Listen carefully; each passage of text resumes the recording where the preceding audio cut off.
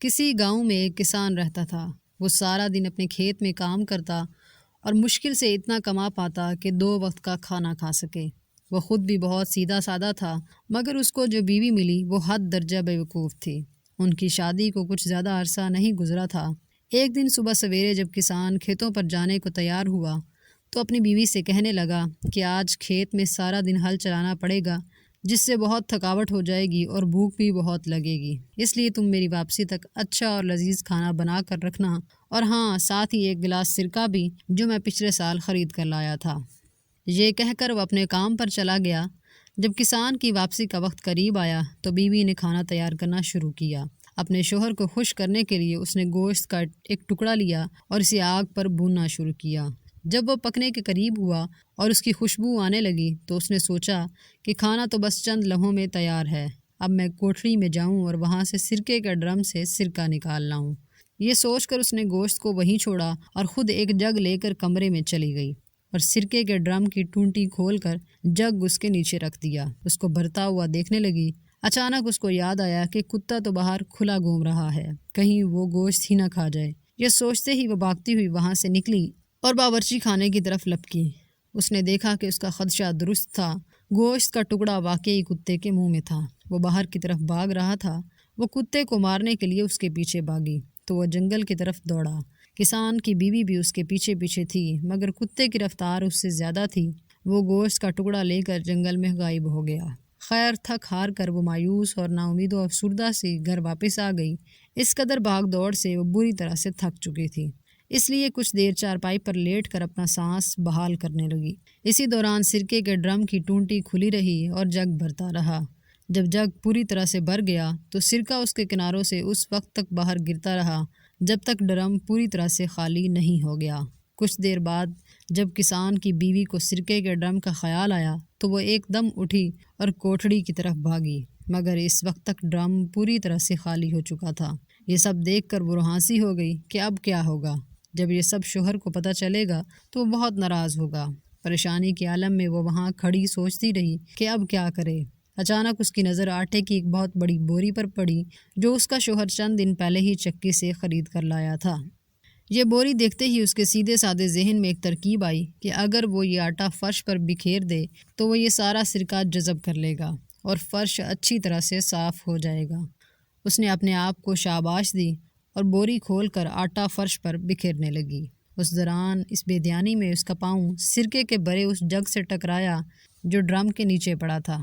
جگ بھی الٹ گیا تو اس کے اندر کا سارا سرکہ بھی بہہ گیا۔ وہ مزید پریشان ہو گئی اور اس نے باقی کا سارا آٹا بھی فرش پر بکھیر دیا اور سوچنے لگی کہ اب یہ سب ٹھیک ہو جائے گا۔ کسان گھر لوٹا تو اسے شدید بھوک لگ رہی تھی۔ اس نے آتے ہی پوچھا کہ آج کھانے میں کیا پکایا ہے۔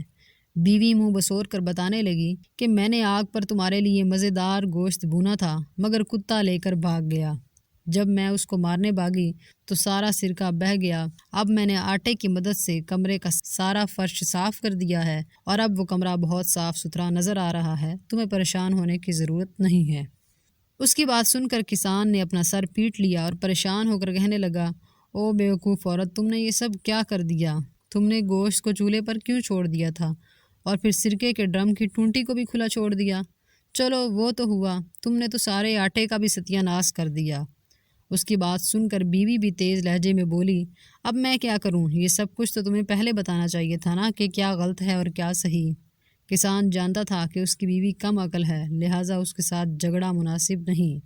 اس نے سوچا کہ مجھے خود ہی اس کا خیال رکھنا ہوگا۔ یہ سوچ کر وہ چپ ہو گیا۔ اس دن انہوں نے آلو ابال کر کھائے اور پیٹ بھرا۔ کچھ دن ایسے ہی گزر گئے اور کوئی خاصا واقعہ پیش نہ آیا۔ کسان بھی اب خاصا محتاط ہو گیا تھا اور باہر جانے سے پہلے سب کچھ اپنی بیوی کو سمجھا کر ہدایت دے کر جاتا۔ ایک دن کسان نے اپنے کھیت کے ایک طرف اگا ہوا پرانا درخت کاٹا تو جڑ میں سے اس سونے کے کچھ سکے ملے۔ وہ خوش تھا کہ اب ضرورت کے وقت وہ ان کو استعمال کر لے گا اور کوئی پریشانی نہیں ہوگی۔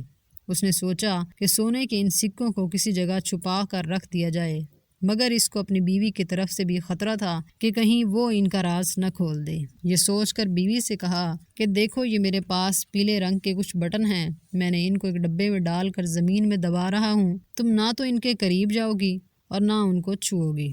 ٹھیک ہے، جیسا تم کہتے ہو میں ویسا ہی کروں گی۔ میں ان کو وہاں سے نکالوں گی اور نہ ہی کبھی چھوؤں گی۔ بیوی نے اسے یقین دلایا۔ کچھ روز بعد جب کسان کھیتوں پر گیا ہوا تھا تو گلی میں ایک پھیری والا آیا، اس کے ساتھ اس کا ایک مددگار بھی تھا۔ وہ گدھوں پر مٹی سے بنے خوبصورت نقش و نگار کے برتن بیچ رہے تھے۔ ان کی آوازیں سن کر کسان کی بیوی نے گلی میں جھانکا تو یہ برتن دیکھ کر اس کا جی للچا گیا۔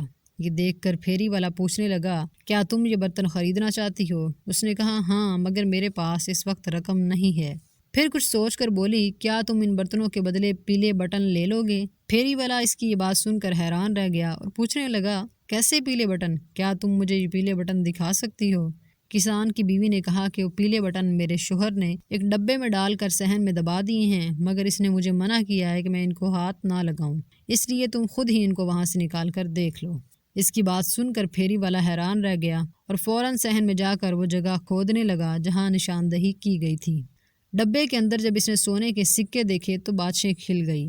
سارے سکے سمیٹ کر جیب میں ڈالے اور اس کے بدلے کسان کی بیوی کو اپنے سارے مٹی کے برتن دے دیے اور فوراً اپنے ساتھی کے ساتھ وہاں سے 9-2-11 ہو گیا۔ وہ سمجھ گیا کہ یہ عورت اعلیٰ درجے کی احمق ہے، جسے پیلے بٹنوں اور سونے کے سکوں کا فرق بھی معلوم نہیں۔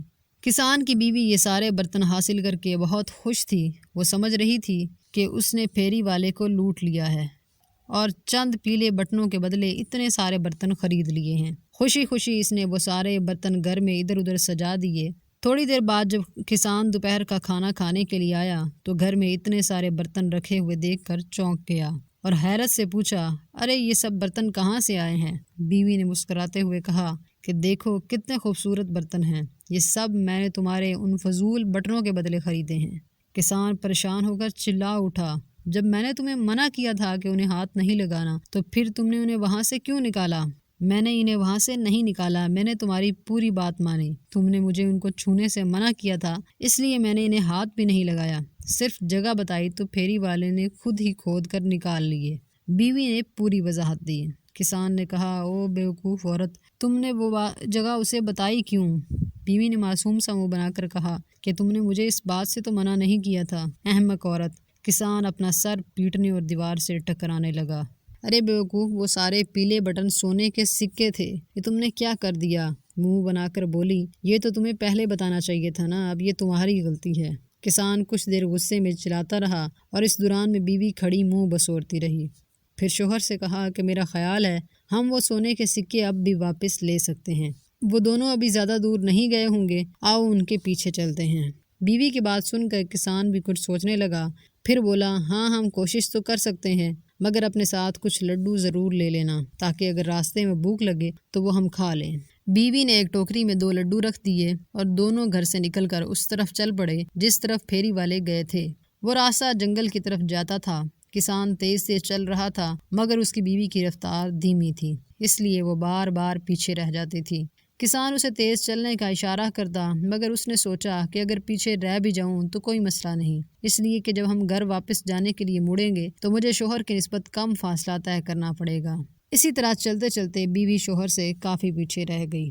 سامنے ایک چھوٹی سی پہاڑی تھی، جب وہ اس پر چڑھنے لگی تو اس کے ہاتھ میں پکڑی ٹوکری میں سے ایک لڈو باہر گر گیا اور لڑکتا ہوا پہاڑی کے نیچے جھاڑیوں میں چلا گیا۔ کسان کی بیوی بھاگ کر واپس اتری اور لڈو تلاش کرنے لگی۔ اس نے بہت تلاش کیا مگر وہ لڈو نہ جانے کہاں چلا گیا۔ بہت کوشش کی مگر لڈو نہ ملا تو اس کے ذہن میں ایک ترکیب آئی۔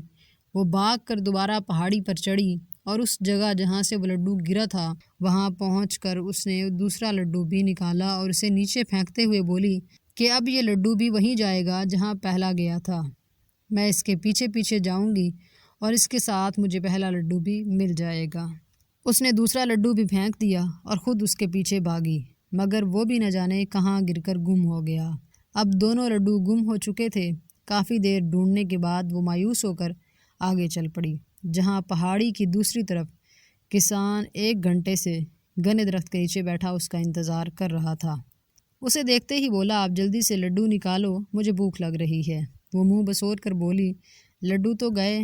کسان چیخ اٹھا، کہاں گئے؟ اس نے کہا کہ ایک لڈو گر گیا تھا، دوسرا میں نے اس کی تلاش میں اس کے پیچھے بھیجا مگر وہ بھی نہ جانے کہاں کھو گیا۔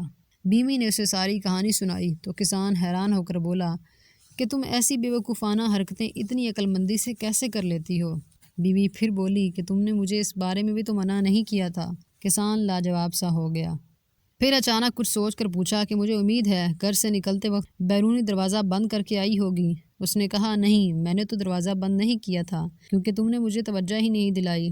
اس کی بات سن کر کسان پریشان ہو گیا اور غصے سے چیخا، اس سے پہلے کہ ہم مزید آگے جائیں تم گھر واپس جاؤ، دروازہ بند کر کے اسے تالا لگا کر آؤ، اور ہاں، آتے ہوئے کھانے کو بھی کچھ لے آنا۔ وہ فوراً گھر کی طرف بھاگی اور اس نے ایسا ہی کیا جیسا اس کے شوہر نے اس سے کہا تھا۔ کھانے کے لیے اس نے باداموں کی ایک تھیلی اٹھائی اور پینے کے لیے پانی کا ایک مشکیزہ۔ اس کے بعد اس نے گھر کے بیرونی دروازے کو تالا لگایا اور واپس چل پڑی۔ ابھی 2 قدم ہی اٹھائے تھے کہ سوچا کہ شوہر شاید پھر اعتبار نہ کرے کہ تالا لگائے بغیر ہی آ گئی ہوں، اس لیے مجھے ثبوت اپنے ساتھ لے کر جانا چاہیے۔ یہ سوچ کر اس نے زور لگایا اور پورا دروازہ ہی اکھاڑ کر سر پر رکھ لیا اور واپس شوہر کی طرف چل پڑی۔ جب وہ واپس وہاں پہنچی تو شوہر دروازہ اس کے سر پر دیکھ کر حیران رہ گیا اور پوچھا، اے عقل مند عورت، یہ کیا ہے؟ بیوی چہک کر بولی کہ تم مجھے بیوقوف سمجھتے ہو نا، مگر دیکھو میں کتنی عقل مند ہوں۔ مجھے علم تھا کہ تم میری بات کا یقین نہیں کرو گے، اس لیے میں پورا دروازہ ہی ساتھ لے آئی ہوں۔ اب خود دیکھ لو کہ میں نے اس میں تالا لگایا ہے یا نہیں۔ ارے تم تو پورا دروازہ ہی اکھاڑ لائی، اب تو ہر کوئی آسانی سے گھر میں گھس جائے گا۔ کسان لال پیلا ہو کر بولا، کوئی کیسے گھس جائے گا؟ دروازہ تو میرے پاس ہے، پھر کوئی کیسے گھر میں داخل ہو سکتا ہے؟ بیوی آنکھیں گھما کر بولی تو شوہر نے مزید بحث سے جان چھڑانا ہی مناسب سمجھا اور کہا کہ ہاں، واقعی تم احمق نہیں بلکہ بہت عقل مند ہو۔ یہ دروازہ چونکہ تم لے کر آئی ہو، اس لیے اب تم ہی اسے اپنے سر پر اٹھاؤ گی۔ یہ کہہ کر وہ آگے چل پڑا۔ بیوی نے وہ دروازہ دوبارہ اپنے سر پر اٹھا لیا اور اس کے ساتھ باداموں والی تھیلی بھی اور پانی کا مشکیزہ بھی اٹھایا ہوا تھا۔ چلتے چلتے وہ دونوں جنگل میں داخل ہو گئے۔ چور تو ابھی تک نہیں ملے تھے اور رات کا اندھیرا بھی چھانے لگا تھا۔ جب تاریکی زیادہ ہو گئی تو انہوں نے برگد کے گھنے درخت پر رات گزارنے کا فیصلہ کیا۔ ابھی وہ برگد کی گھنی چھاؤں میں چھپ کر بیٹھے ہی تھے کہ چور بھی وہاں پہنچ گئے۔ وہ بہت تھکے ہوئے نظر آ رہے تھے۔ وہ آخر اس برگد کے درخت کے نیچے بیٹھ گئے اور باتیں کرنے لگے کہ آج کیسے ایک عورت کو بیوقوف بنا کر سونے کے سکے ہتھیا لیے۔ تھوڑی دیر باتیں کرنے کے بعد دونوں چور رات گزارنے کے لیے آگ جلانے کی کوشش کرنے لگے۔ کسان نے کچھ سوچ کر درخت کی شاخوں پر لگے ہوئے پھل توڑے اور تاک تاک کر ان دونوں کے سروں پر نشانے لگانے لگا۔ وہ دونوں اس اتفاق سے بری طرح سے گھبرا گئے اور ایک دوسرے کی طرف دیکھنے لگے اور کہنے لگے کہ ہوا یا آندھی تو ہے نہیں، پھر یہ پھل کہاں سے اور کیسے گر رہے ہیں؟ کسان کی بیوی دروازہ اپنے کندھے پر اٹھائے اٹھائے کافی تھک چکی تھی۔ اس نے سوچا کہ دروازے کے ساتھ بندھا پانی کا مشکیزہ اس کے وزن میں اضافہ کر رہا ہے۔ اس نے شوہر سے کہا کہ وزن زیادہ ہو گیا ہے، اس لیے میں مشکیزے کا پانی نیچے پھینک رہی ہوں۔ یہ کہتے ہوئے اس نے پانی نیچے انڈیل دیا۔ جب وہ پانی نیچے بیٹھے چوروں کے سر پر برسا تو ایک چلا اٹھا، ارے آندھی کے بعد تو اب بارش بھی شروع ہو گئی ہے۔ اگلے ہی لمحے بیوی نے محسوس کیا کہ پانی نیچے انڈیل لینے کے باوجود دروازہ تو ابھی بھی ویسے کا ویسا ہی وزنی ہے۔ تو پھر وہ اپنے شوہر سے کہنے لگی کہ اب میں بادام بھی نیچے پھینک رہی ہوں، اب میں ان کا بھی بوجھ مزید برداشت نہیں کر سکتی۔ پھر اس سے پہلے کہ شوہر کوئی جواب دیتا، اس نے باداموں سے بھری پوری تھیلی نیچے الٹ دی۔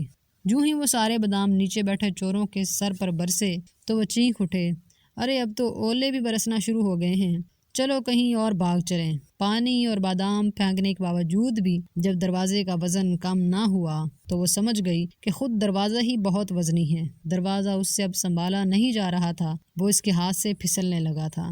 وہ شوہر سے کہنے لگی کہ لو جی، اب دروازہ بھی چلا۔ یہ کہتے ہوئے اس نے دروازہ چھوڑ دیا جو سیدھا جا کر چوروں کے سر کے اوپر گرا۔ ارے مر گئے، وہ ایک ساتھ چلائے اور پھر یہ دیکھے بغیر کہ کیا چیز سر پر گری ہے، سر پر پاؤں رکھ کر بھاگے اور کہتے جا رہے تھے، پہلے آندھی آئی تھی، پھر بارش ہوئی، پھر اولے برسے اور اب تو آسمان ہی سر پر آ پڑا۔ بھاگتے ہوئے چور اپنا سارا سامان وہیں چھوڑ گئے۔ ان کو بھاگتا دیکھ کر کسان اور اس کی بیوی درخت سے نیچے اتر آئے۔ چوروں کے سامان سے ان کو اپنے سونے کے سارے سکے واپس مل گئے۔ انہوں نے چوروں کا سارا سامان اٹھایا اور گھر کی طرف واپس چل دیے۔ دوستو، کبھی کبھی بیوقوفی بھی انسان کے کام آ جاتی ہے، جیسے اس بیوقوف بیوی کے ہاتھ سے دروازہ چھوٹ گیا۔ امید ہے کہ ہماری آج کی ویڈیو آپ کو ضرور پسند آئی ہوگی اور اسے اپنے دوستوں کے ساتھ بھی ضرور شیئر کیجیے گا۔ آنے والی ویڈیو تک خدا حافظ۔